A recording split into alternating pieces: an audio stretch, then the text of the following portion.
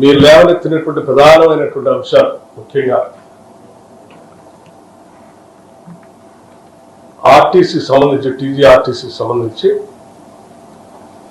గుర్తింపు ఎన్నికలు నిర్వహించుకోవటానికి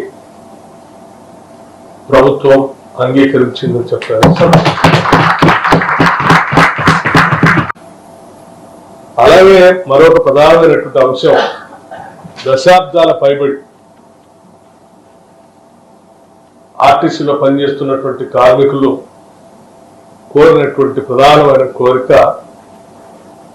విలీనానికి సంబంధించినటువంటి అంశం. ఈ విలీనానికి సంబంధించినటువంటి అంశంపై కూడా సుదీర్ఘంగా చర్చించిన తర్వాత ఆర్టీసీ విలీన ప్రక్రియకు సంబంధించి అధికారులతో మరియు కార్మిక నాయకులతో కలిపి ఒక అధికారిక కమిటీని ప్రకటించడానికి అంశాలను కూడా లోతుగా అధ్యయనం చేసి ఇరుపక్షాలు కూడా ఉన్న పరిస్థితులు అర్థం చేసుకున్న తర్వాత ఈ టీఆర్సీ సంబంధించి 11%కి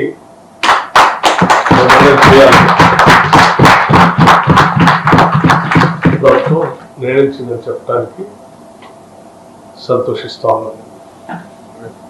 వికృతంగా చర్చించి సాధ్యమైనంత మేరకు అన్ని అంశాలని పరిష్కరించుకోవడం కోసం ఆర్టీసీ యాజమాన్యాన్ని చొరవ చూపించి వెంటనే ఆ చర్చలు కూడా ప్రారంభించి కార్యాచరణ ముగించవలసింది కూడా ఆర్టీసీ యాజమాన్యాన్ని ప్రభుత్వం ఆదేశిస్తాం.